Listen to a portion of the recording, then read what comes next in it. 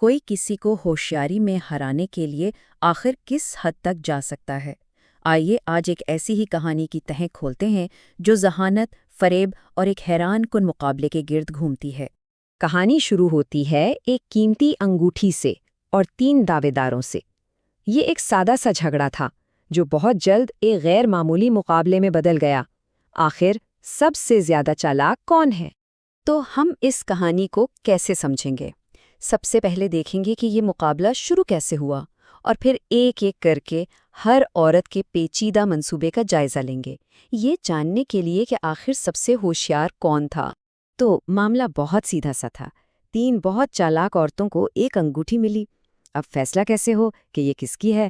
تو ایک بوڑھی عورت نے ایک شرط رکھی، جو اپنے شوہر کے ساتھ سب سے شاندار چال چلے گی، یہ انعام اسی کا ہوگا۔ تو ہماری پہلی دعوے دار ہیں قاضی کی بیوی، اور ان کا منصوبہ عام دھوکہ دہی سے کہیں آگے کا تھا۔ ان کا مقصد صرف اپنے شوہر کو بیوقوف بنانا نہیں تھا، بلکہ اسے اس کی اپنی ہی حقیقت پر شک کرنے پر مجبور کرنا تھا۔ اس چال کی سب سے کمال بات اس کی تیاری تھی۔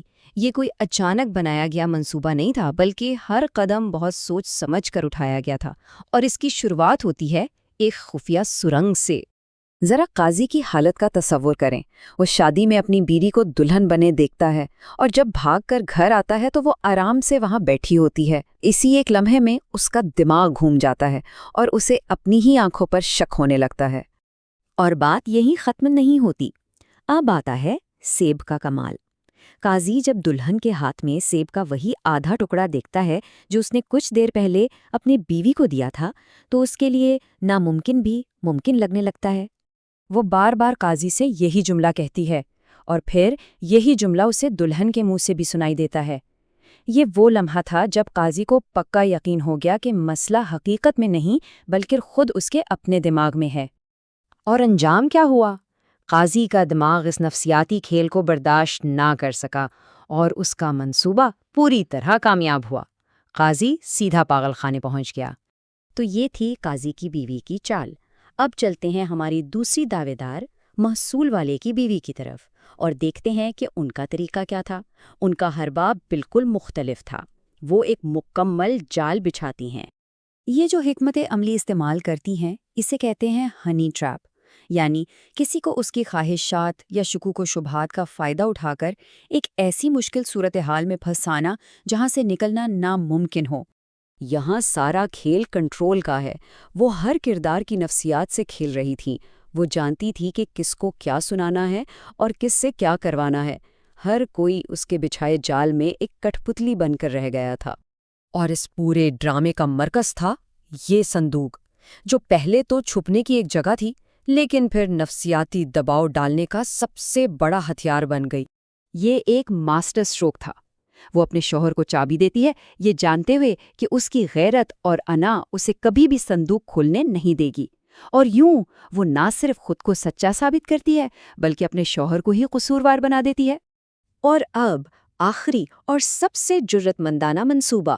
اگر پچھلے 2 منصوبے چالاکی تھے، تو یہ تو ایک شاہکار تھا۔ یہ صرف ذہن سے کھیلنا نہیں بلکہ کسی انسان کی پوری حقیقت اور شناخت کو ہی بدل دینا تھا۔ ذرا اس ٹائم لائن کو دیکھیں۔ یہ کوئی 1-2 دن کی چال نہیں تھی، یہ ایک مہینے پر محیط آپریشن تھا، جس میں اس نے اپنے شوہر کی حقیقت کو مکمل طور پر ختم کر کے ایک نئی حقیقت بنا دی۔ اور یہ سب ہوا کیسے؟ اس کے لیے ایک پوری ٹیم اور سیٹ اپ تیار کیا گیا تھا۔ نشاور چیزوں سے لے کر ساتھیوں تک اور ماحول پر مکمل کنٹرول، ہر چیز کا انتظام کیا گیا تھا۔ اور آخر میں جب وہ اپنے ہی بستر پر جاگتا ہے تو اسے خود یقین ہو جاتا ہے کہ یہ سب ایک برا خواب تھا۔ شاید زیادہ کھانے کی وجہ سے اس نے اپنے شوہر سے ہی اس کی اپنی جھوٹی کہانی لکھوا دی۔ تو تینوں عورتوں نے اپنی اپنی ناقابل یقین چالیں چل دیں۔ اب وقت تھا فیصلے کا۔ وہ سب اپنا انعام یعنی وہ انگوٹھی لینے بوڑھی عورت کے پاس پہنچیں۔ تو کیا لگتا ہے انگوٹھی کسے ملی؟ قاضی کی بیوی کو جس نے شوہر کو پاگل کر دیا، محصول والے کی بیوی کو جس نے جال بچھایا، یا کوتوال کی بیوی کو جس نے حقیقت ہی چرا لی؟ جواب ہے کسی کو بھی نہیں، کیونکہ جب یہ تینوں اپنی ذہانت ایک دوسرے پر ثابت کرنے میں لگی ہوئی تھیں، اصل کھلاڑی یعنی وہ بوڑھی عورت اپنا کھیل کھیل کر انگوٹھی سمیت غائب ہو چکی تھی۔ کہانی اس مشہور کہاوت پر ختم ہوتی ہے، یعنی محنت اور مصیبت ان تینوں نے جھیلی اور انعام کوئی اور ہی لے اڑا۔ ان کے بڑے بڑے منصوبے آخر میں انہیں خالی ہاتھ چھوڑ گئے۔ تو یہ کہانی ہمیں سوچنے پر مجبور کرتی ہے کہ اصل چالاکی کیا ہے؟ کیا وہ بڑے بڑے پیچیدہ منصوبے بنانا ہے، یا خاموشی سے وہ ایک چال چل جانا جو سب پر بھاری ہو؟ شاید کھیل کا اصل ماہر وہ تھا جس نے ان کے اصولوں سے کھیلا ہی نہیں۔